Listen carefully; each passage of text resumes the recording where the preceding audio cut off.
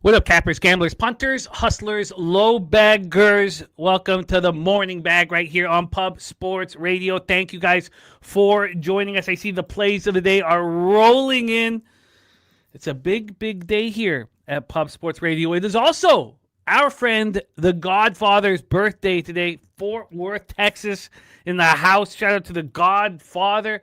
I must put together a birthday pick for our friend, the Godfather, a birthday pick that will cash. Our best bets have been rolling right along. Justin McKelvey stacks plays of the day. 1 and 2 are in business here. Paredes over 1.5 hits, runs, and RBIs, and Athletics Reds over 9.5. Grand Slam play of the day from Dewan Turntine is the Brewers money line and the Padres money line. Let's get this all copied and pasted. We have Philly Eagle Flyers action as well from last night's nightly bag. Philly Eagle. And then we already have Ronnie Crawford's shotgun play of the day. It is Boston Red Sox today. Mark Staszowski on the Milwaukee Brewers money line. Fortunate the Rockies took care of me yesterday. We pushed the first 3, cashed the first 5, but down 5-1 going into the bottom of the third. Did not think I was going to cash either of those or push either of those. I'm on Tomoyuki Sugano again today, but I'm just there early, so the Rockies bullpen can fall apart, and Mark Sasowski can get his. Ramel Davis in the house. Geo Bed ready to get to work. Serious business. Buckle, Tommy. Let's go. We have Josh Witt. Josh Witt, we're thinking about you today. It's a big day for your family, celebrating the life of your wife and all that she brought to your guys' families. And our thoughts are with you and the Witt family today. And we are here for you anytime you need anything. You are not alone, my friend. We have action coming in from cappers in the chat here. Rolling. We have Jose Perez ready to go. Turnbuckle Tommy's action is in. And it is time for us to straight up attack the board.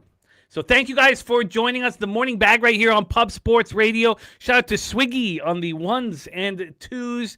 And let's get right to work. We start at 2:10 p.m. Eastern. Toronto Blue Jays 53 and 60, 25 and 29 on the road at the Houston Astros 58 and 56, now 59 and 56, 30 and 28 at home at Daikin Park in Houston, Texas. Jamison Taillon making his Blue Jay debut. Now we thought this was going to be Dylan Cease. It is not Dylan Cease, and the line moved drastically. Now, we caught it at an okay time. Let's pull up the lines that I got. We beat the line move heavily. Probably could have done slightly better. We'll go over the line history there, but I have the Astros first 5 -0.5 at -112, and the Astros -1 at +101. Okay, so maybe I take that back. We smashed the line movement. That first 5 -0.5 right now for these Houston Astros is -134. So we beat that by 22 cents. And then the -1s we beat by a large margin as well. Let's see what that -1 would be right now. A -129. So we beat that by 30 cents. Look, Taillon was terrible in his 2 starts. His final 2 starts as a Chicago Cub, 11 earned runs combined. He looked really bad. Now, we have pitchers making their debuts for their teams today, and some are being respected and some are not. Clearly, Jamison Taillon is not being respected. And, we know him. He played for Canada World Baseball Classic, grew up in Florida, but had 2 Canadian parents. He was, the number 2 overall pick right after Bryce Harper. We're not excited about having him as a Blue Jay, but the drop off market wise from Dylan Cease to Jamison Taillon looks like it's about $1, which is enormous. Maybe you could be sitting there saying it's too much, but not only did yesterday go terribly wrong with 21 Savage hurting his knee while warming up for the 3rd inning, but Vladdy Guerrero got hurt as well. It's an ugly, ugly time right now for Blue Jays backers, and it's hard to comprehend or believe that Jamison Taillon could change any of that here, Auburn 400, Midwest Margins, Lucas Ryan in the house. Great to see you. Official source ready to get to work. And we have our stacks play of the day right here. Isaac Paredes, over 1.5 hits, runs, and RBIs is how Justin McKelvey is getting his card started. So he is backing the Astros to get to Tyon, and shout out to our guy, Justin McKelvey. Stacks, stacks, stacks, stacks, stacks, stacks, stacks, stacks, stacks, stacks, stacks, stacks, stacks, stacks. We have Sharpie in the house, sick from the fall. Kelly McInnes ready to go. So let's talk about who Dylan Cease is facing. It is Hunter Brown. And I expect Hunter Brown to shove for the rest of the season. It get better and better as the season goes on, and then be a star come playoff time if the Astros are involved, which is, with the weakness of the AL West, is a pretty high probability. 3.42 ERA, 1.29 whips, got 3.73 expected ERA. He had to deal with a grade 2 shoulder strain, and it messed this whole season up. You know, he was went on the IL after start March 31st, didn't come back till June 16th, and didn't look very good for a while. These last two starts have been the best that he has looked. 12 2/3 combined at the White Sox and at home versus the Rangers. He has allowed 2 earned runs, 8 hits. He struck out 12 and walked 2. It's not just that Hunter Brown is stepping up. It's the Blue Jays offense is anemic at this point. But let's talk about the bullpens. Bullpen-wise, Astros bullpen 3.05 ERA, 1.16 whip. Jays bullpen 4.14 ERA, 1.37 whip. Jays bullpen is going to get worse as the season goes on. There has been an exodus in that department, and they've called up players from Buffalo to fill the spots. For the sticks, Jays versus righties, Astros versus righties. Jays versus righties, 235, 651 OPS. Astros versus righties, 281, 849 OPS. Huge difference. But sticking to the bullpen, look at this exhausted Jays bullpen. I mean, not only are they exhausted, and I know that there's a lot of negativity around Trevor Hoffman. He'd been really good the last couple months, so I think it's a vividness bias, with Trevor Hoffman. But let's take a look at the Blue Jays right now with their bullpen usage here. We have Brandon Little not able to go, Braden Fisher not able to go. So those are, we haven't had the chance to use Louis Varland, our closer. Spencer Miles is, I'm sure we've had Mason Fluharty go 3 of the last 4 days, but very small pitch counts on Saturday and Sunday. And then Tyler Rogers should be available to go. The Blue Jays are in a world of trouble. Bottom of the 9th, Betts in the house. Great to see you. TJ's on Houston -1.5 at +116 says this Jays team is pathetic. We have 9 Legacy flank stake play of the day. I got the -1 at +101. Again, if you rock with us on the nightly bag, you can beat a lot of these line moves. And this just feels very, very... Look, there's nothing easy in this, what we're trying to do, and there's nothing simple in what we're trying to do. But this feels like a pretty comfortable spot. And if the Jays do go up a run early, we'll be able to live bet the Astros immediately. If you wanted to use the Astros as a parlay piece, I would understand that. So we beat this line move, the first 5 -0.5 by 22 cents. We beat the -1 by 30 cents. We're in business. Let's roll on. Next spot on the board for us here is Dodgers, Cubs, Wrigley Field in Chicago, Illinois.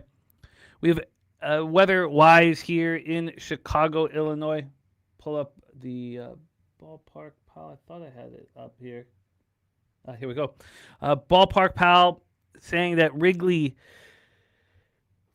Field for Wednesday, August 5th, plus 6% runs, plus 23% homers, minus 6% doubles and triples, and minus 3% singles. I think that there is a legitimate pitching advantage here with Shota Imanaga over Eric Lauer. But there's some trickiness to all of this. Eric Lauer has never pitched in a game in the Dodgers uniform that they have lost. They're 9-0 every time he toes the rubber. So when you're fading Lauer or the Dodgers, you're trying to, when you're fading Lauer, you're trying to catch a falling knife, which, I think can comfortably be done here. Shut the top set in the house. So, Eric Lauer's been a different pitcher with the Dodgers than he was with the Blue Jays, and he's coming off just a phenomenal start at home versus the Mariners on July 29th. No earned runs over 6 innings. I mean, he's really, really, really delivering. And we have Shota Imanaga on the other side, 3.67 ERA, 1.07 whip, 3.71 expected ERA. we know that there's a big difference when it comes to the sticks versus left-handed bats over the last little while with Cubbies Dodgers, but I do believe there is a pitching advantage here with Shota Imanaga. He is also throwing 3 straight quality starts. Those are his 3 starts since the All-Star break, and they've been very good. 7 innings, no earned runs at home versus the Twins.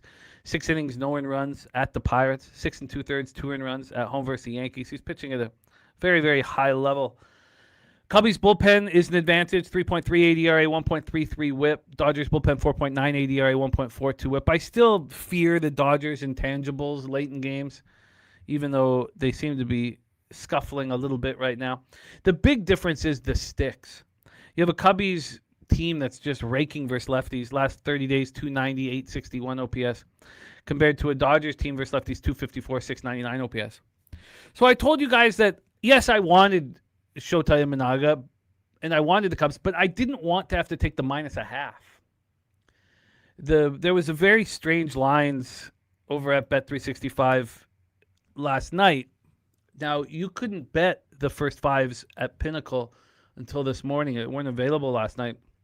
They weren't available at BetOnline either. The only first 5s and first 3s that were available, 1 or 2 in the morning, were Bet365s. And they were interesting.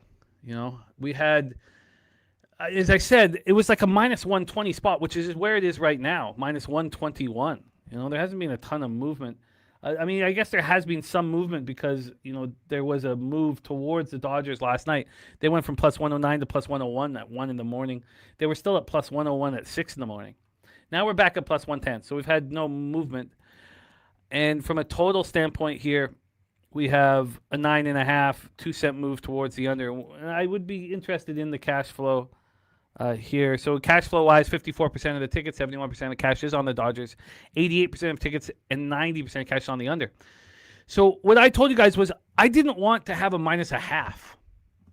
And so last night when I was going over the line history or how to attack this with only Bet365, let me log in here, that I could use, the first 3 was -125.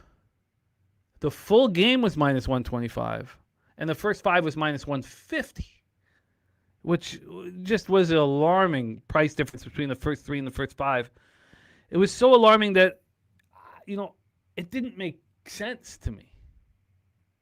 It's like, how does that make any sense like that? So I'd like to see what it is right now. 365 is taking a second to come up, but let's take a look at what Pinnacle has decided to do with the price difference for first 5 and full game here.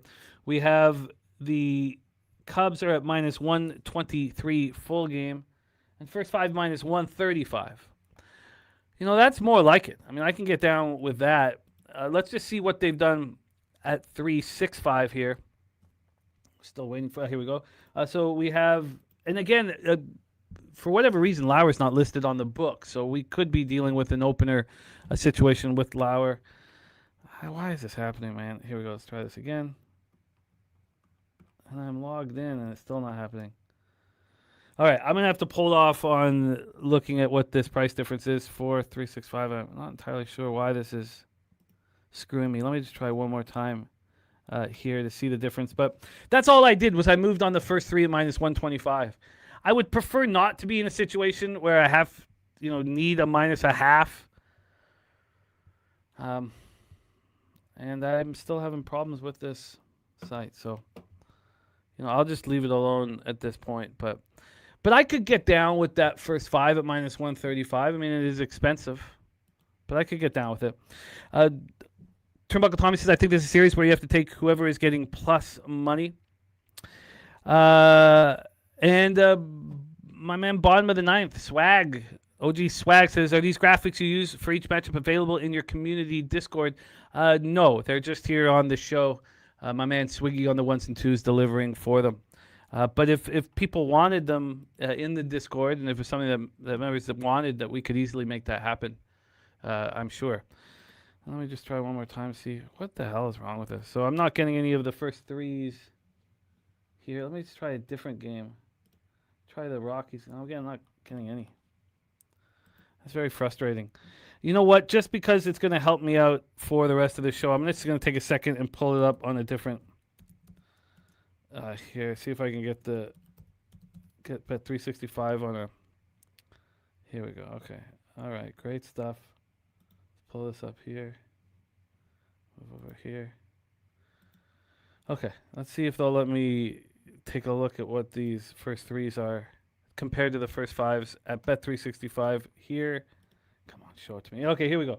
So we have the first five down to minus 135. Well, that makes a lot of sense. So now 365 and Penny are on the same number. The first three is also minus 135. I knew it didn't make any sense at all that bet 365 would open up the first three at minus 125 and the full game at minus 150. They're both at minus 135, and that makes more sense.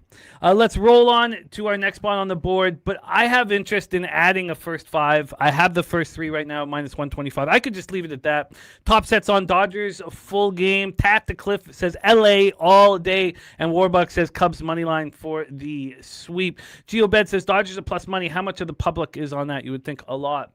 Let's roll on to our next spot on the board here, and that is San Francisco Giants and Texas Rangers. We're at Globe Life Field in Arlington, Texas. Carson Whisenhunt going up, we assume, against Cody Bradford. And it looks like Cody Bradford is now being confirmed here by the books. We've not seen Cody Bradford in a long, long time, and he's being priced very expensive. Let's start with Carson Whisenhunt, though. 2-2, 6.63 ERA, 1.74 whips, got a 7.62 expected ERA. Everything that he was doing in AAA Sacramento that earned him the opportunity to pitch in Major League Baseball, he's not delivering at the Major League Baseball level. Maybe he's not capable of doing it. What he was doing at AAA Sacramento was he wasn't getting barreled. He had a nice K to walk ratio, 82 to 37, and he only allowed 4 home runs over 77 and a third in the Pacific Coast League. Now, we saw Randy Dobnak have very similar numbers and be able to transfer that right away over to Major League Baseball. Carson Whisenhunt, who allowed 4 home runs over 77 and a third at AAA Sacramento, has allowed 4 home runs in 19 innings at the Major League level. He's also has a K to walk ratio of 16 and 12. He's not pitching well. His last start at the Padres went 3 and a third, 7 hits, 6 earned runs. He did not look good. Let's talk about Cody Bradford. We have not seen Cody Bradford since he had the internal brace procedure June 2025. We thought we were going to start the year seeing Cody Bradford, but that's not the case.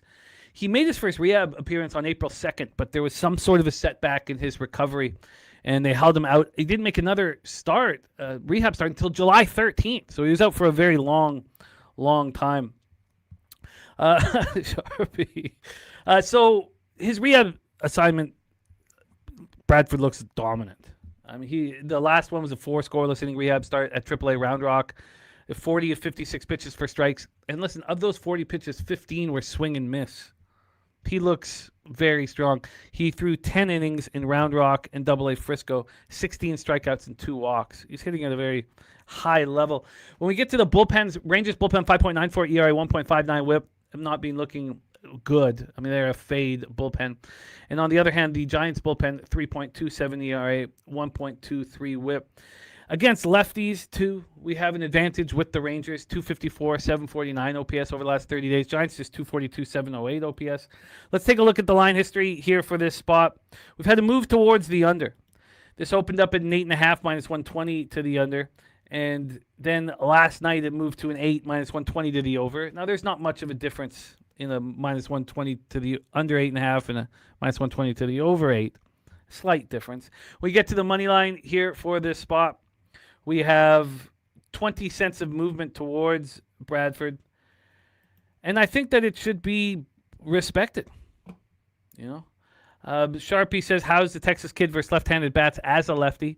Giants more than likely sending out 4 today. I get a little nervous looking at splits before an internal brace or Tommy John compared to afterwards. It's a long time for a pitcher to be sitting there and studying the game, which is what a lot of them tend to do when they're sitting there with a year off of baseball. But let's take a look at Bradford's splits here. We know that the Giants throw out up to 6 left-handed bats. So we'll go back to the 2024 Cody Bradford. And versus lefties, they don't hit him. 215, 598 OPS. Now, he was spectacular in 2024. We went over his numbers last night. 6-3, 3.54 ERA, 1.01 WHIP. Only walked 13 batters over 76 in the third. 70 strikeouts, 13 walks.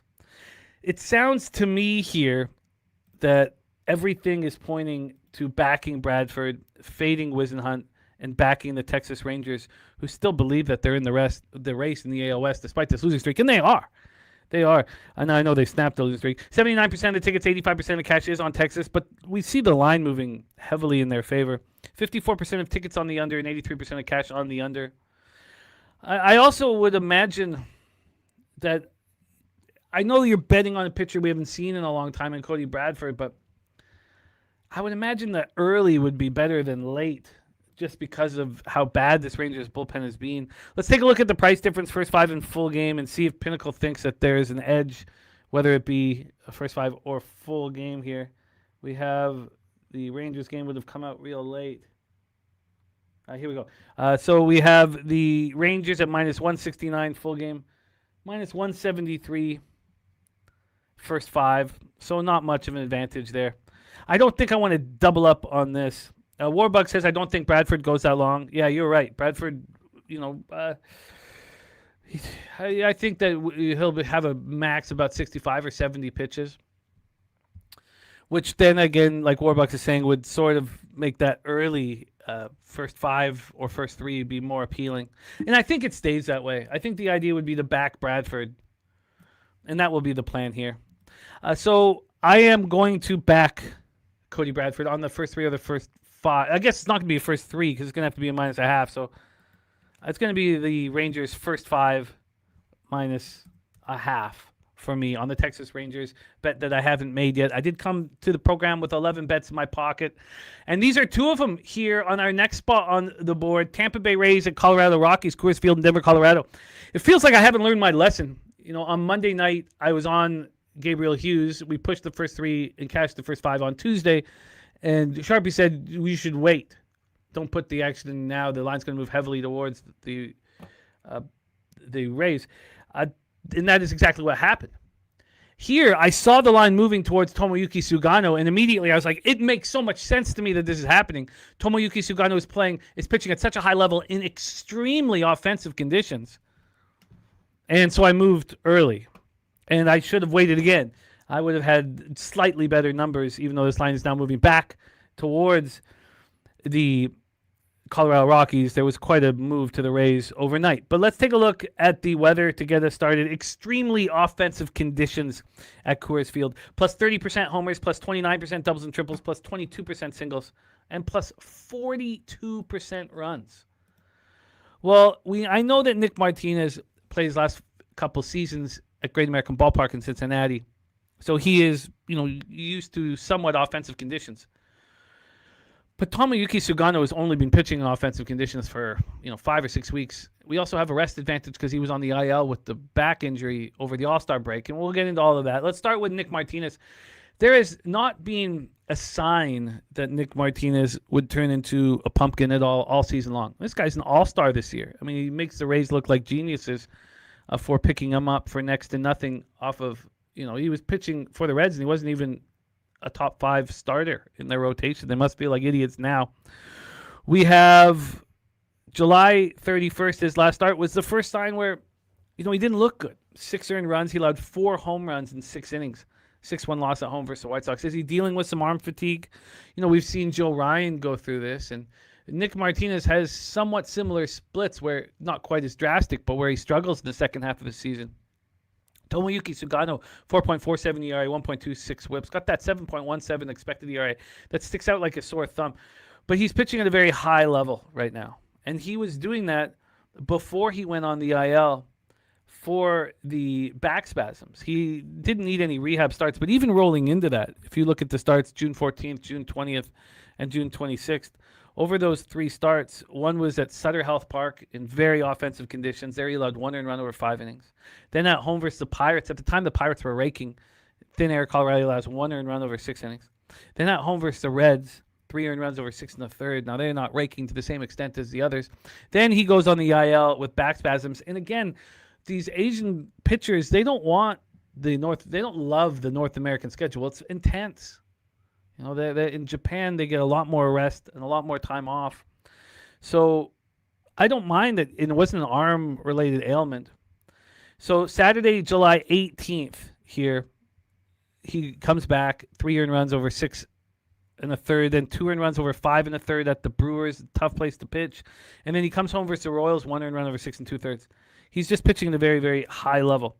Now, Sharpie does tell us that it is Nick Martinez's birthday today. I did not know that, but I'm not going to let that get involved in my thought process here.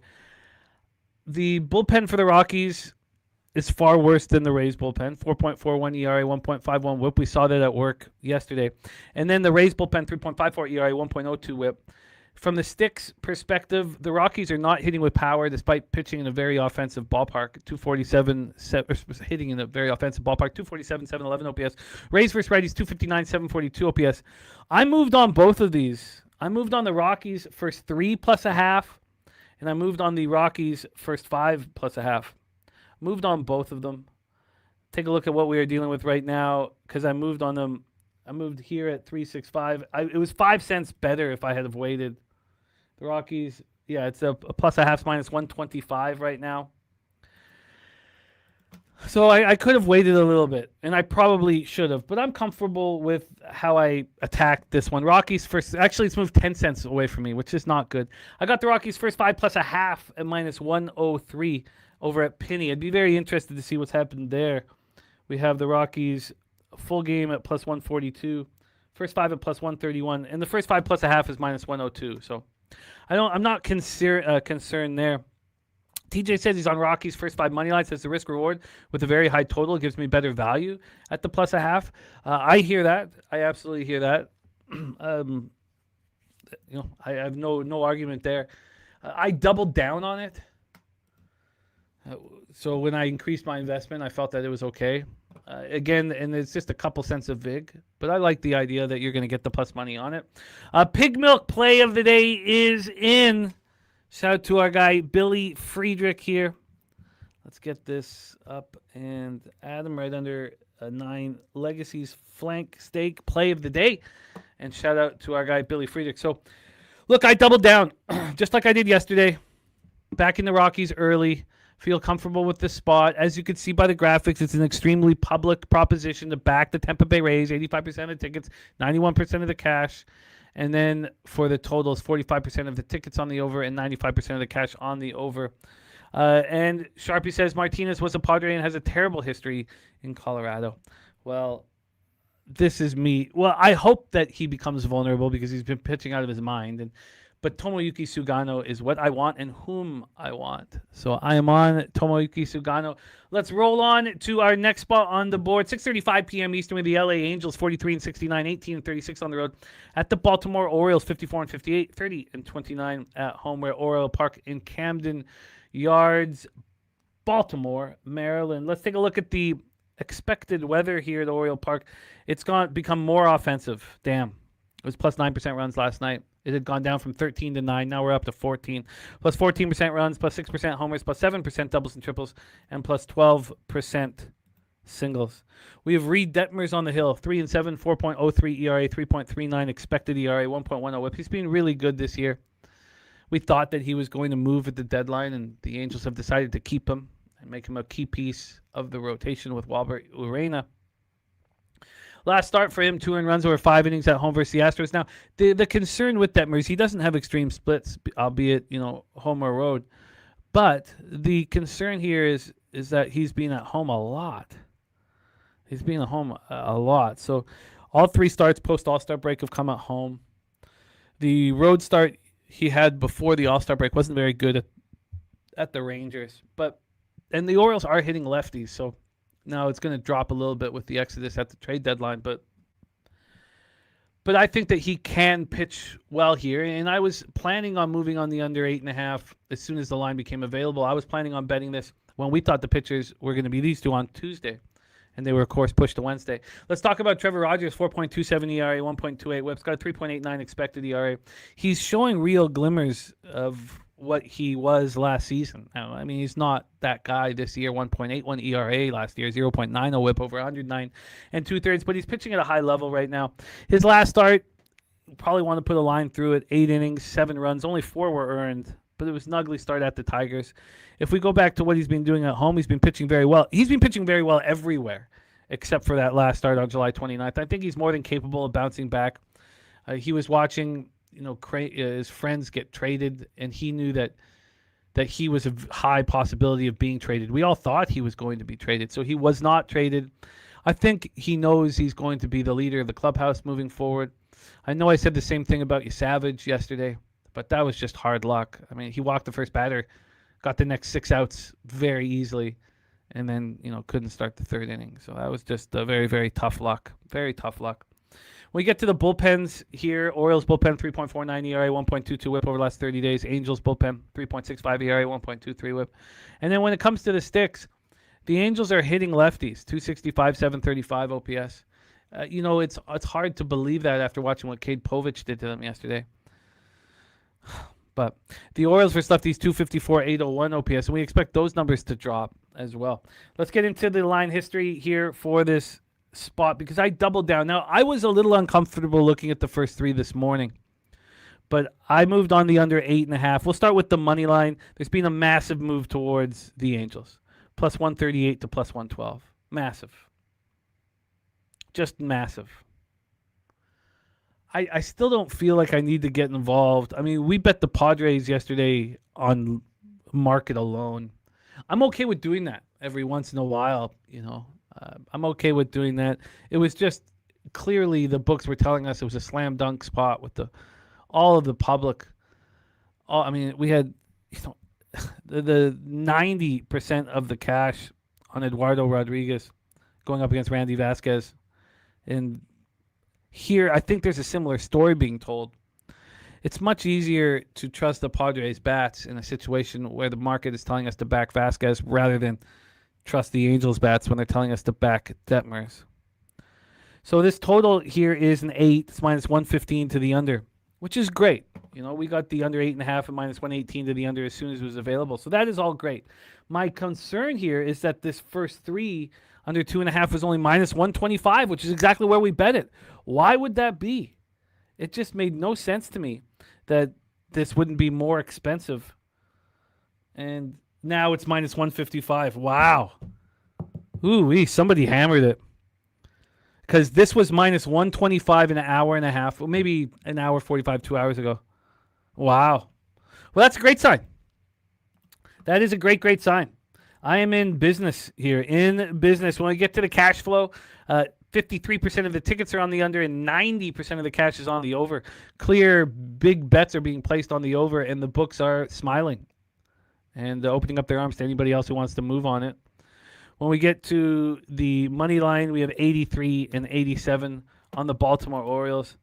I mean, should we listen to this? I don't want to listen to this. Shut up for show 94 in the house. And Turnbuckle Tommy says the total moving towards the under and the line moving towards the Angels tells me Detmer's deals here. It makes me love the first 3 under 2.5 and the full game under 8.5. Yeah, I'm right with you, Tommy. Right with you. So we moved on these. I moved on the under 8.5 minus 118 as soon as it became available at 12:40, 1 o'clock yesterday afternoon. I moved on the first 3 under 2.5 as soon as it was available for me, and it's wonderful to now see the movement.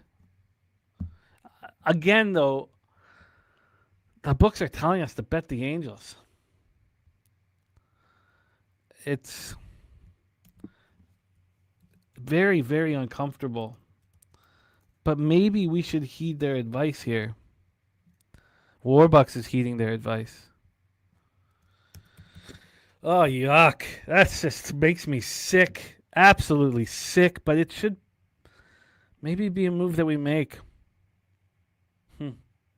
OG Swag liking that under. Turnbuckle Tommy loving. And you got the under 8.5 minus 115. Nice job. That's 3 cents better than me. And you got the first 3 under 2.5 better than me. Nice job. There's Deacon Mike in the house. Says, got here late, but we'll be betting a Wrigley home run prop, waiting for the lines to show up. Most likely going with the full game over 2.5 home runs. And Gio Bed says, it's fine, Jimmy. Let's go with Wine Times Angels. imagine you were talking to me in a very soothing voice. All right, let's roll on. Next spot on the board, Athletic Cincinnati Reds. We're at Great American Ballpark in Cincinnati, Ohio. There are certain times when I'm capping the card with you guys that I get a wave of, man, this is fun. A wave that just comes over me, and I'm feeling that right now. What a fun MLB card we have. We got afternoon action. Let's go out there and get this money today. Take a look at the implications of weather here at Great American Ballpark. Plus 14% runs, plus 22% homers, plus 6% doubles and triples, and minus 2% singles. We have Jacob Lopez. Now, I don't want to get too high on the Jacob Lopez train. I don't want to get too caught up in his expected ERA and the difference between his ERA and expected ERA, which is massive. ERA 5.79, expected 3.68. But there's a similar, not quite as dominant, but a similar trajectory in his season that Jacob Lopez is having, as is my favorite pitcher in Major League Baseball these days, Brandon P.F. AADT Pfaadt. Both were demoted to the minors. Both handled it very well. Now, Jacob Lopez didn't shove in the minors, and you could say that Pfaadt did. Both have come up back to the majors and realized that I want to stay here. And the only way I can stay here is to pitch to the best of my abilities. These three starts post All-Star break for Lopez have been really good. Now, he's only gone 14 2/3, but he's allowed 3 earned runs. At home versus the Nationals, we know what the Nationals can do with their sticks. That was before the mass exodus at the trade deadline. 2-0 win at the Twins. We know that they've died down. And then that last start was at home versus the Boston Red Sox, who've been hitting lefties hard, not with a ton of power, but hard. Jacob Lopez is pitching well. Now let's talk about Rhett Lauder.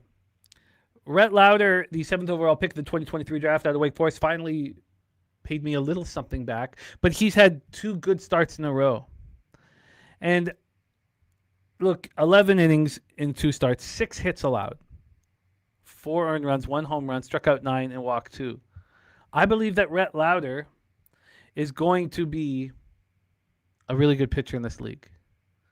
I think that Rhett Lauder, we saw what Emerson Hancock did in 2025 and the difference in 2026. These highly thought of prospects like a Rhett Lauder, I expect to deliver. I expect Rhett Lauder to deliver here once again, and I expect him to be a bet-on pitcher as we go through the second half of the season.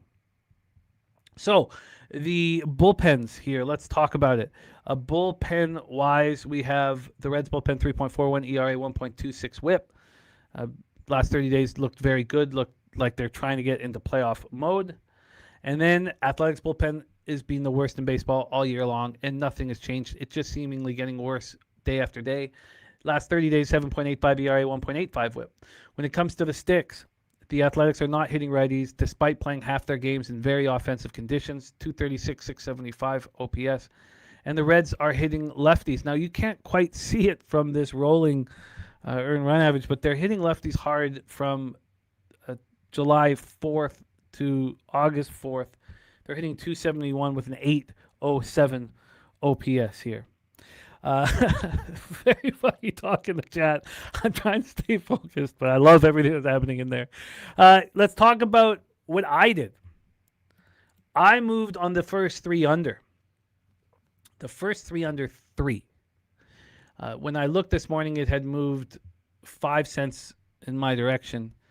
But it was a spot that I really liked. I want to back Lopez. I want to back Lauder. And I did exactly that. I'm on the first 3 under 3, minus 115. I got the under 3.5 at minus 165. I got the under 2.5 at plus 130. And I used the Ron Crawford minus 1 calculator here. It's a hugely important, the minus 1 calculator is hugely important to me in baseball and in the National Hockey League. We talk about it often here. It's a Z-code system run calculator. I'm going to pop it in the chat just in case anybody doesn't have it. I know, a lot of you guys do have it as we talk about it often, but I'm going to pop that right there if anybody needs it. And right now, the first 3, oh, please. Oh, thank God. Sorry. The first 3 under 3.5 had moved, and let's see what it exactly is right now. It had moved 10 cents in my direction, or 5. I think 5 cents. So the first it's moved 5 cents. So the first 3 under 2.5 is now plus 125. I got that at plus 130, and the first 3 under 3.5 is minus 170. I got it minus 165. It's not that big of a difference here. Let's take a look at the full game total. Full game total here is a 9.5. It's moved 5 cents to the over. I'm very comfortable with that. It had moved 10 cents to the over right off the hop 10 minutes after this line was available, so it's come back 5 cents since then. And we have, books like, I know we don't have the same respect of a bookmaker as we used to, but they've have it heavily juiced towards the under. Warbuck says louder ERA is atrocious during day games. I wouldn't put too much myself, and you can put a lot of emphasis in that if you prefer, but the sample size is smaller. He's been terrible this year. I mean, there's no getting around the fact that Lauder's been bad this year. I mean, you have to find a split where he has good numbers. 5.42 ERA, 1.52 whips, got a 5.23 expected ERA. He's a guy that didn't get to pitch in the majors last year because of multiple arm injuries, and then he landed on the IL May 13th due to right shoulder discomfort. I believe that he's a bet-on pitcher. I also think that the young pitchers have no problem pitching in the day. If anybody gets used to pitching at night, you might question some vets, but if you want to use it as part of your capping, you can. There was a time down in Costa Rica that I did focus on day-night splits, and it wasn't helping. Now, maybe if I did it year after year after year, maybe it's just a one-year situation, whatever. But look, I'm on the first 3 under 3. I'm not trying to sell it to you. I'm just telling you what I'm on, and I like it. And that's all I'm going to be on in this one. Let's roll on. 6:40 p.m. Eastern, New York Mets at Cleveland Guardians. Progressive Field in Cleveland, Ohio. We got eyeball 509 in the house. Philly Eagle Flyer ready to get to work. Progressive Field in Cleveland, Ohio for this one. Let's get right into the weather situation. Plus 2% runs, minus 2% homers, plus 3% doubles and triples, and minus 1% singles. We have Christian Scott on the hill against Tanner Bybee, with Bybee being at home. I would then, immediately, there's two things I would do. I would be wanting to back the Guardians after that loss. I mean, they left 10 runners on base in the first 7 innings. They had loaded bases in the first innings, couldn't get a run in. I would, comfortably move on the Guardians right away. And then I would also be on the under. I love Christian Scott, and I trust Bybee at home. Neither of these I was able to move on because of the marketplace.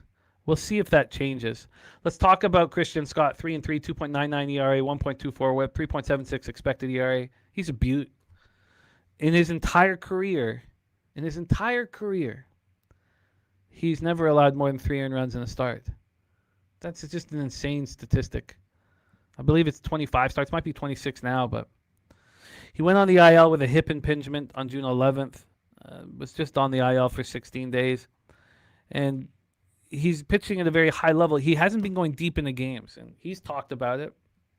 And then for the first time all season long, he completed a full 6 innings on July 29th at home in a 1-0 loss at home versus the Braves. Look, I really like him and want to back him. Now, I don't trust the Mets offense, even though it looked a little better yesterday. I don't trust them. And I would prefer, if I'm backing Christian Scott, just to be on the unders.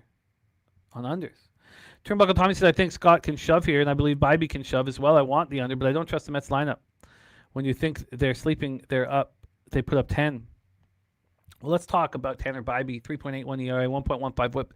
Got 4.44 expected ERA. Last start for Bybee, 2 runs over 7 1/3 and a 4-1 loss at home versus the Diamondbacks. So now he has the consecutive home starts, and he's looked quite good. Last 4 starts, he's gone at least 6 in all of them. He's not allowed more than 3 earned runs in any of them.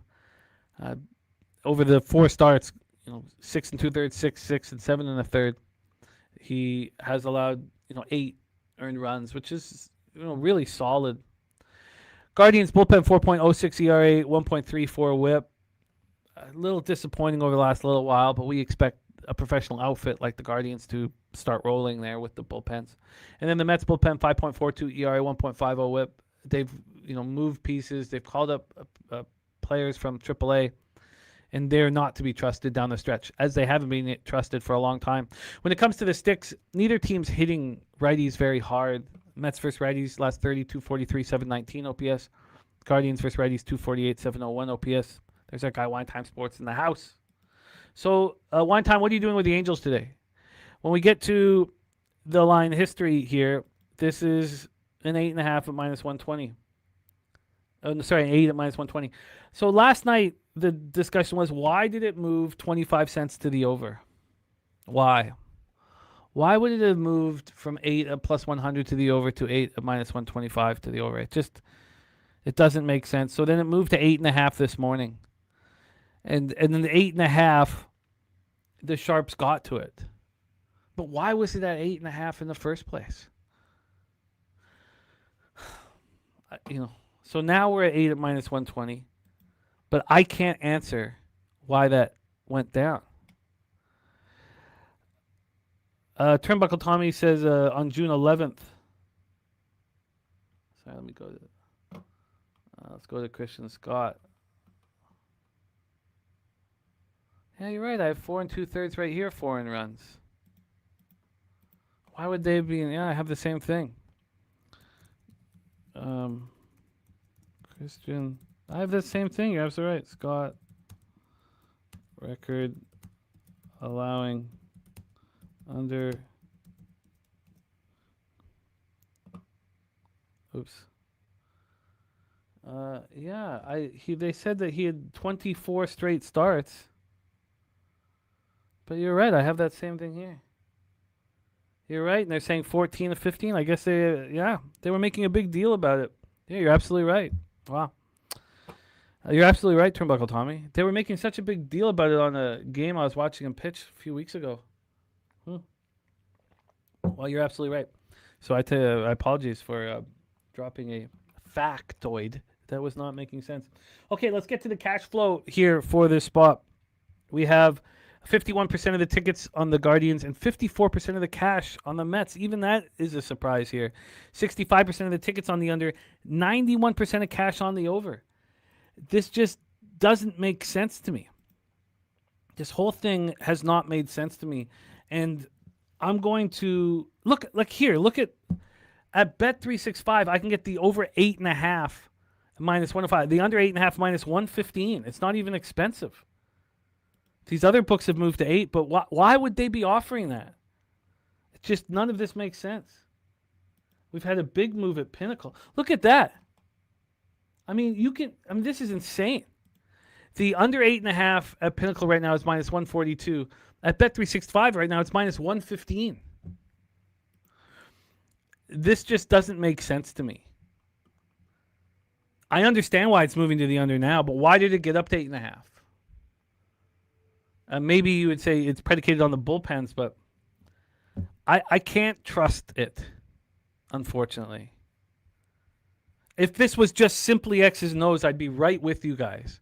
But it's not simply X's and O's. So at least that's how I handle things. Maybe I'm leaving money on the table, but I just simply can't explain why that happened. And I do think that 365 is a square-ass book, but... So I am off of this. I would like to look at that money line a little bit longer here. Isn't that amazing that there's a 27-cent difference right now on the under 8.5 at Pinnacle and 365? That's just nuts to me. And then when we get to the money line, the Mets have gone from plus 100. They got up to -118. Now they're sitting here at -107. Look, I'm off. Rob Free says this line won't make sense until we know if Ramirez is playing or not. I hear that. I thought that the Guardians lineup looked pretty good without him last night. Joe Adell is a big piece, but look, Ramirez is a phenomenal ball player. There's our guy Turnsy in the house. Great to see you, Turnsy, my man. Let's roll on to our next spot on the board, but I'm going to stay off of Guardians Mets. I'm going to stay off here. Just my 2 cents has the LA Dodgers plus 112. LA Dodgers plus 112 is his play of the day. Shout out to TC and Pub Sports MMA, our full UFC or full MMA channel. All right, there's Kong's clips in the house as well. Let's roll on to our next spot on the board. And I did ask our guy Wine Time about the Angels spot, and he says Angels first 5 are full game. Reed's going to be the guy going forward for this rotation. Haven't moved yet, but I'll go back and watch the breakdown. I like it. I like it. I like it. I'm on the first 3 under, the full game under, but I could move on the Angels full game. It's possible.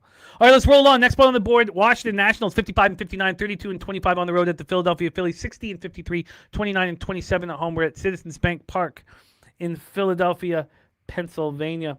Let's get right into the expectations. Plus 14% runs, plus 34% home runs, plus 2% doubles and triples, and minus 4% singles. We have Jake Irvin on the hill here.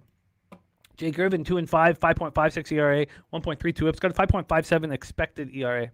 He was shelved after a start May 23rd. It was a great start.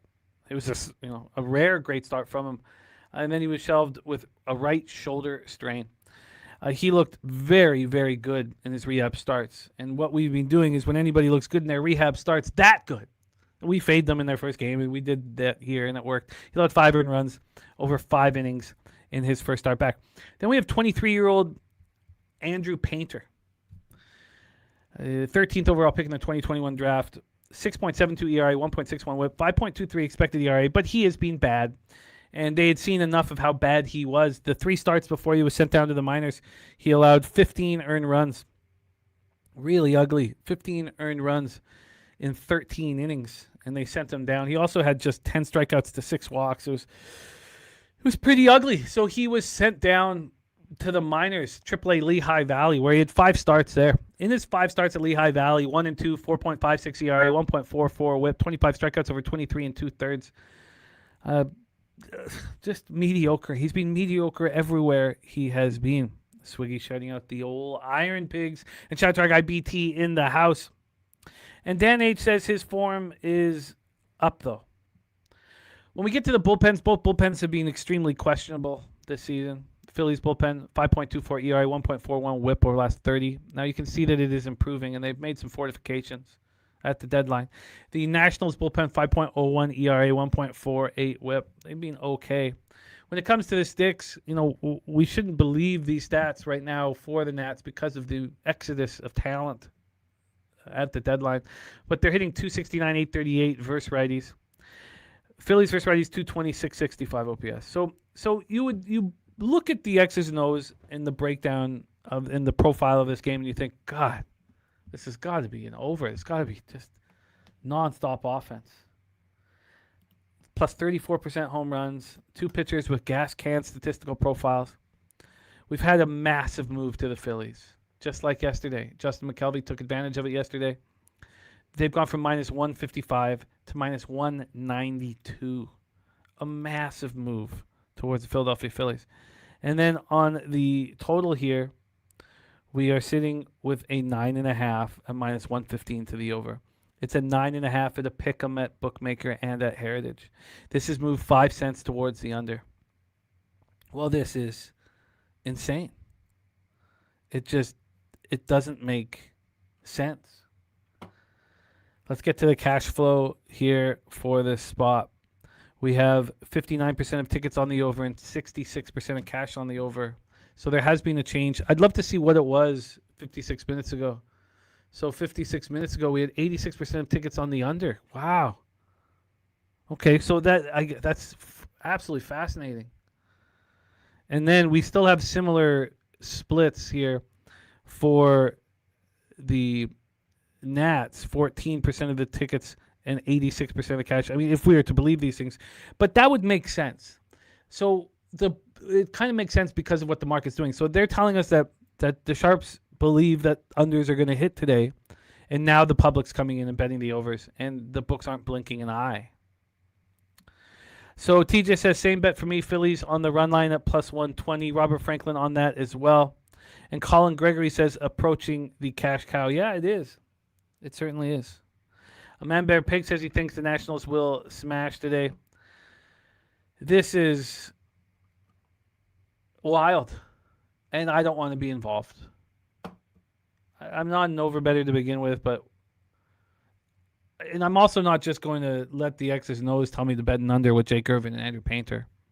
Excuse me, let the market tell me to bet an under with and so I'm off. I imagine that you guys are in great shape on the Phillies minus 1.5. I mean, the problem is I could have got a -1 yesterday. I would just like to see when this line moved very quickly on the money line, then we'll move on past it. So minus 192 right now. It opened up minus 155. When we did our show last night, it was minus 163. It moved 8 cents. Now we're sitting there with another 29-cent move. I guess I'm just sitting here leaving money on the table. But I don't. I want Andrew Painter to prove it. I wonder if Jake Irvin will look better in the second start. I mean, clearly the books are concerned. Maybe this is just. Maybe we just fade the Nationals for the rest of the year comfortably with impunity. I'm gonna take another look at this. This is too blatant of a move. Okay, and I see why you guys are on the Phillies. Damn. All right, let's roll on. Next spot on the board, St. Louis Cardinals, New York Yankees. We're at the Yankee Stadium in the Bronx. Let's get to the weather in the Bronx. This is a fun one. Palante versus Will Warren. Yankee Stadium minus 2% runs, plus 13% homers, minus 9% doubles and triples. So let's do this again. Minus 2% runs, plus 13% homers, minus 9% doubles and triples, and minus 8% singles. So let's talk about the spot. Andre Palante, 3.72 ERA, 1.22 whip. It's got 3.73 expected ERA. Palante's been pretty good to me this year. He was bad to me last year. Been good to me this year. The lines did not make any sense to me last night. We talked about them. I wrote them all down because it was so nonsensical to me that the totals would be so high that I thought that this must move towards the under. It must. And even if it does, it wasn't going to change anything for me. And it has.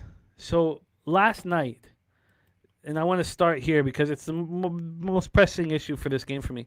The first 3 over 2.5 was minus 140.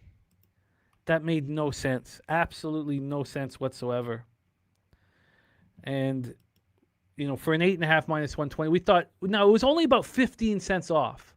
I thought that it should be minus 125 to the over, and we looked, it was minus 140. I mean, it just makes no sense here. And let me see if they're going to let me take a look at it. Okay, I'm going to try and pull up the other one now. So when I looked this morning, there had been a move towards the under.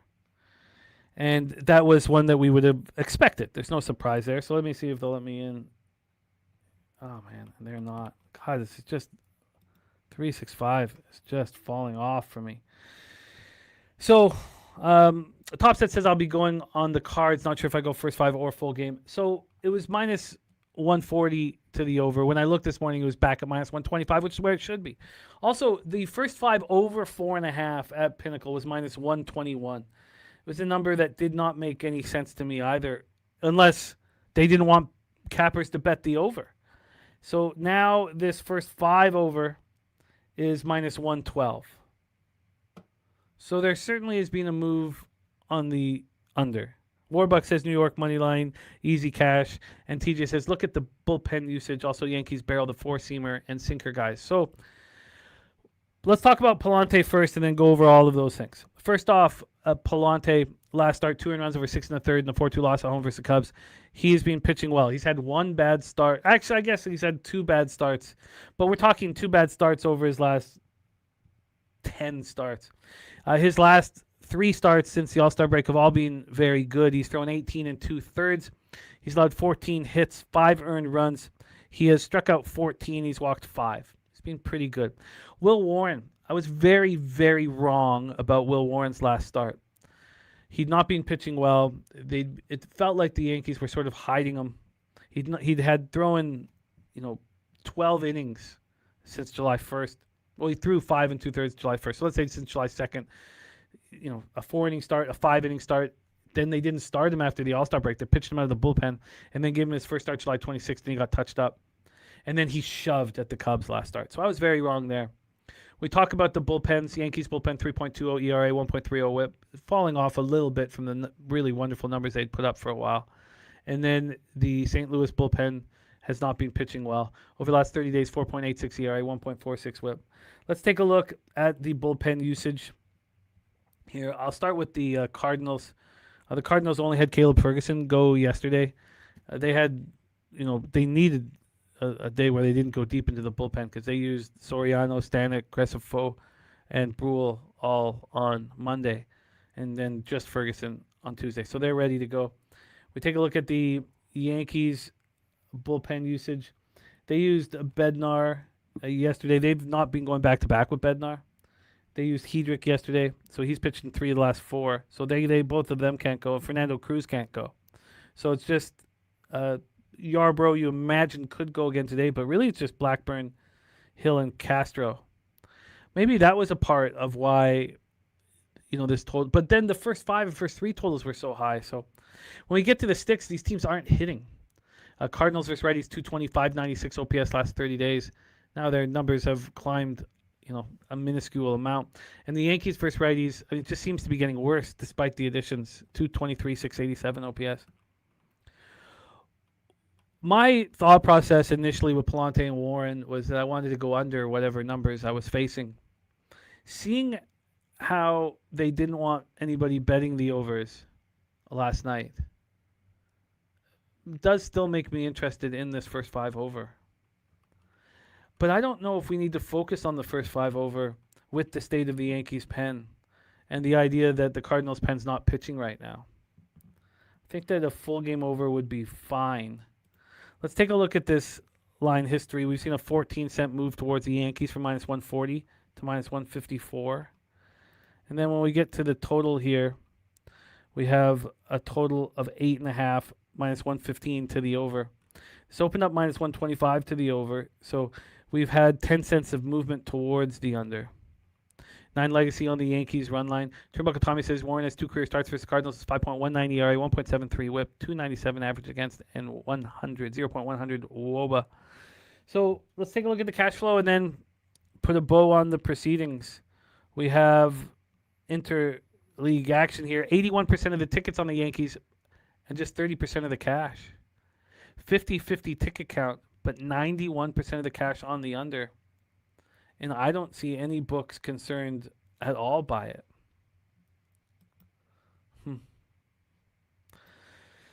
Well. I think this isn't over. I think this wasn't over. I had planned on focusing solely on a first 5 over. I don't think there's anything wrong with that. But if the bullpens are tired, if the starters may be forced to go a little bit longer, especially from a Warren sign, I think the over is the move here. And that's what I will be doing. There is the Godfather in the house celebrating his birthday today. Said, did I find the birthday play today? I think I have it, but I wanted to go over every single game once more before I deliver it. But yes, I believe that I have it, Godfather, my friend. Okay, let's roll on here. Let's roll on. But I think the over 8.5 is my plan of attack in this one. Let's move on. 7:10 p.m. Eastern, the Chicago White Sox at the Boston Red Sox. And we have come to the pig milk play of the day from Billy Friedrich. It is the Chicago White Sox for sweet, sweet pig milk.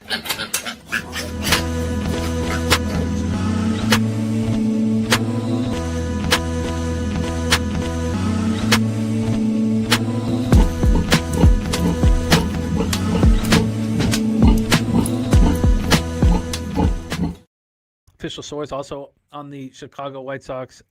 I have doubled down on the Chicago White Sox, but I'm only backing the Chicago White Sox early. I could understand backing them late, but I'm on them early, and it was expensive. First 3, minus 115. First 5, minus 106. I want to be on Sean Burks in every situation right now. First 3s and first 5s. So I want to be backing Sean Burke. He's pitching at a very high level. 3.04 ERA, 1.10 whip, 3.47 expected ERA. Shout out to Londo in the house. Says, how much money will the prize money be for the Survivor contest this year? Well, it all depends on how many people sign up, Londo. So, hopefully, I'd like 5,000. We should have at least 50. 10,000 would be better. But we'll have to see how many people sign up, my friend, and it's great to see you. Last start for Sean Burke July 30th, didn't allow a run over 6 innings at home versus the Yankees. But, he's been pitching well on the road or at home. That first start after the All-Star break was on the road, and he shut out the Jays over 6 2/3. This guy is just pitching at an extremely high level. In the last 8 starts, he hasn't allowed more than 2 earned runs, and he's only allowed 2 earned runs twice. He's just pitching very, very well. Going up against Sonny Gray, 2.93 ERA, 1.17 WHIP, 3.84 expected ERA. Is he dealing with some fatigue? Sonny Gray not pitching well the last 2 starts at home versus the Jays and at the Athletics. He's gone, well, at the Athletics was a fine start. Sutter Health Park is a tough place to pitch. But 12 innings overall, he's allowed 17 hits, 9 earned runs, 8 Ks, and 2 walks. He's just not dominating. They will all be up and at, and we'll have the promo for all of our contests, I would say, by next Friday. Bullpen-wise, Red Sox bullpen shoving 1.50 ERA, 0.90 WHIP. White Sox bullpen pitching at a very high level as well, 2.36 ERA, 1.09 WHIP. And then we have the sticks. Red Sox versus Righties, 241, 725 OPS. Professional ball. And 229, 721 OPS. Mark Stosowski has just moved on the under 8.5 in this spot. Let's take a look at the line history here. We have a very slight move to the over. Now, there was a legit move to the over. This opened up an 8 at a pick'em. And, within 10 minutes, there was a 15-cent move to the over. And then 40 minutes after that, this was an 8.5. It was 8.5 for, 16, 17 hours. 7 this morning, it moves to an 8. And then we have another 3-cent move to the over. So overall, we've had 8 cents of movement to the over at this point at 8. We get to the money line here for this one. We have no movement. The Red Sox opened up at minus 130. They went down to minus 115. Now they're back at minus 131. Take a look at the price difference. First 5 in full game here over at Pinnacle. We have the... Oh, sorry, that's the wrong one. That's the Yankees game. Sorry, we have the White Sox full game at plus 116. First 5 at minus 117. Wow. 33-cent difference. It is as big as you will see. It's also as big as you will see when you have a bullpen like the White Sox with 2.36 ERA, 1.09 WHIP. This is just a massive, massive difference, which makes me very, very confident in my plan of attack. That's moved... As the line's moved away from the White Sox since I made the bet, it's moved 11 cents towards the White Sox first 5. This is beautiful. We get to the cash flow here. We have 91% of the tickets on the Boston Red Sox and 86% of the cash. Wow. I don't need to triple up here, but that's amazing. 57% of tickets and 51% cash on the under. This is wonderful. Absolutely wonderful. I love that Rob Free. I love that breakdown. I love that dead under. Love it all. But he is going to be on the Orioles money line. Let's roll on. Next spot on the board, Marlins Braves. We're at Truist Park in Hotlanta. This is another spot that I like very much. We have Yuri Perez going up against Bryce Elder, and I have moved on the Marlins and first 5 and moved on Yuri Perez, who I just want to back so badly in every conceivable opportunity. Let's talk about the weather conditions here at Truist Park. Minus 5% runs, plus 4% homers, minus 6% doubles and triples, and minus 4% singles. We have Yuri Perez, 5-8, 3.44 ERA, 1.10 WHIPs, got a 3.82 expected ERA. We talked about when he went on the IL for the right gracilis strain in his thigh. And he was supposed to be out for 8 weeks. He came back in 4.5 weeks, and he came back throwing 99. And it pumped everybody up. If you look at where did the Marlins winning streak, when it was as soon as Yuri Perez was back. They start shoving. They start believing in each other, and he looks dynamite. It has been 7 starts for him. Only one time he's allowed more. Oh, one time. So only twice he's allowed more than 1 run. Once he's allowed 2 earned runs, and once he's allowed 3 earned runs. Look, he's an absolute beast. Last start, 6 innings, 1 earned run, and a 4-2 loss at the Mets. Start before that, home versus the Padres, 3 earned runs over 7. That was the only time he allowed the more than 2. Start before that at the Brewers. What a tough team to go up against. He doesn't allow a run, and he only has one solitary hit over 6 innings. Bryce Elder's pitching well again. Bryce Elder was a workhorse for the bad Braves team last year. This year he comes out of the gate pitching at a very, very high level. Then it was clear that he was dealing with some arm fatigue at the end of June. There was a stretch where he had allowed 29 earned runs over a 30-inning span, exhibited diminished velocity. They dropped him. They just let him sit for a week, give him a start off because he was falling apart. He didn't look great in that first start afterwards, but then he started pitching well. And that last start at home versus Nationals was, I guess, the piece de resistance. 1 earned run over 6 innings. He's pitching well. But I need to be on the Yuri Perez train. Braves bullpen 4.84 ERA, 1.34 whip over the last 30. Marlins bullpen 4.95 ERA, 1.35 whip over the last 30. Now both bullpens are pitching a little better as of late. Then when it comes to the sticks, these teams are hitting. Braves 268, 824 OPS last 30 days versus righties, while the Marlins 255, 771 OPS. I moved on the first 5 on the Marlins. Let's go over the action here. The Marlins opened up at plus 118. They're now plus 111. It's just 2 moves towards the Marlins at BetOnline from plus 118 to plus 113 after about 50 minutes it was available. And then we had another 2-cent move exactly 58 minutes ago. And then from a total standpoint here, we have a move to the over, which is a surprise. It was an 8 juice to the under. Now it's an 8.5 juice to the over. And then we talk about the price difference for first 5 and full game. And I got the Marlins plus 103 first 5, and that was last night. We have the Marlins at plus 112 full game. First 5 minus 104. Look, this is great. 16-cent difference. I mean, this is great. This is exactly where I want to be. 80% of the tickets on the Braves, but just 58% of cash. 59% of tickets on the over, 89% of cash on the over. And the books showing some concern about that over. This is right where I want to be. Let's roll on. 7:30 p.m. Eastern. Pittsburgh Pirates 57 and 57, 28 and 29 on the road at the Milwaukee Brewers 69 43, 36 and 21 at home. We're at American Family Field in Milwaukee, Wisconsin. Take a look at the expectations of American Family Field. Runs suppressing today, minus 5% runs, plus 6% homers, minus 14% doubles and triples, and minus 8% singles. And Sharpie says the Pirates release Big Bear Ozuna. Paul Skeens, 9-9, 3.90 ERA, 1.11 whip. We had Sharpie talking about velocity drop for Paul Skeens. I'd be very concerned if I was part of the Pittsburgh Pirates brass. I mean, I'm not saying that he needs to be followed, but I'd be very concerned. Extracurricular activities possibly part of the reason for Skeens' diminished results. His last 2 starts. Now, another thing that Sharpie did mention about Skeens was that he's never had 3 bad starts in a row. And this would be 3 if he doesn't deliver here. The first start after the All-Star break, he looked good. 1 earned run over 7 innings. 7-1 win at the Guardians. Then the next start, 5 earned runs over 5 1/3 at home versus Cubs, and 11-0 loss. Start after that, 4 innings over 5 earned runs. 8-7 loss at the Reds.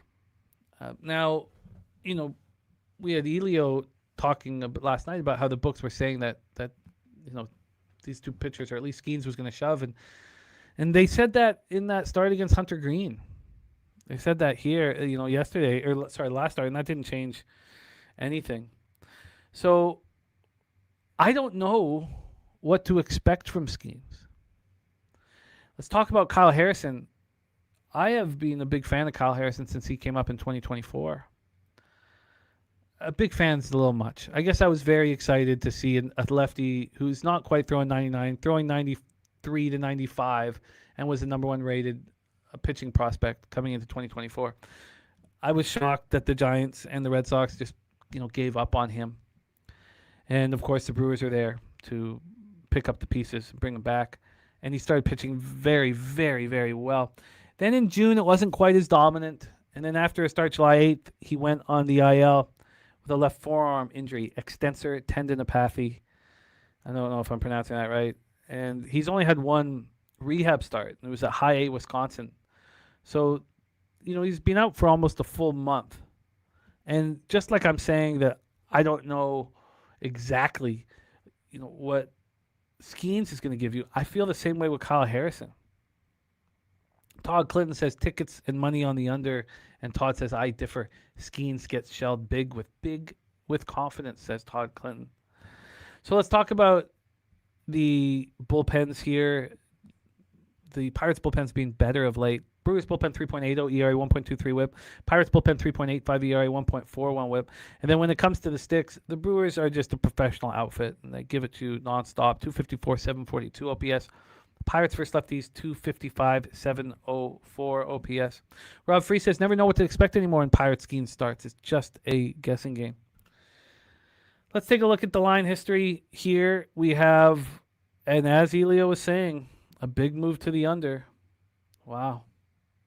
I didn't really expect this, but we have sevens across the board. Now, the sevens are juiced to the over. This opened up at 7.5 juiced to the under. Now we have flat sevens. Wow. Ooh-wee. You're not getting a discount. Then on the money line here, we've had a 9-cent move towards Kyle Harrison and the Brewers. We had a bigger move. This opened up at minus 118. This got up to minus 137. I mean, this was minus 136 at 9 this morning. And now it's minus 127. Still 9 cents of movement towards the Milwaukee Brewers. We get to the cash flow here. We have 68% of tickets, 60% of cash on the Brewers. 71% of tickets and 90% cash on the over. The public just expecting overs, and the line moving towards the under.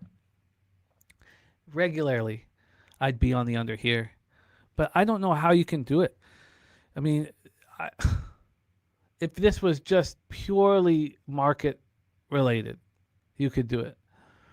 But we've not seen Harrison in a long time. His only rehab start was high A, Wisconsin. We had Skeens not delivering for 2 starts in a row. I'm not going to sit here and catch a falling knife. I'm also, though, not going to say, look, our trends take us to the over. We had some great trends for Rod Zawacki that took us to the over. And a lot of the cappers, we had Ron Crawford supporting the over. When it's all said and done here, I can't move on it. And I'm not going to move on it. Before we move on to the next game, speaking of the great Ron Crawford, it is Pig Milk versus Ron Crawford in the Battle of the Sox today. We have Pig Milk on the Chicago White Sox. We have Ron Crawford going for 3 straight shotgun plays of the day on the Boston Red Sox. So for those of you guys who are on the other side of the Sox battle, know that our guy, Ronnie Crawford, is on the Boston Red Sox. Shout out to our friend, Ron Crawford.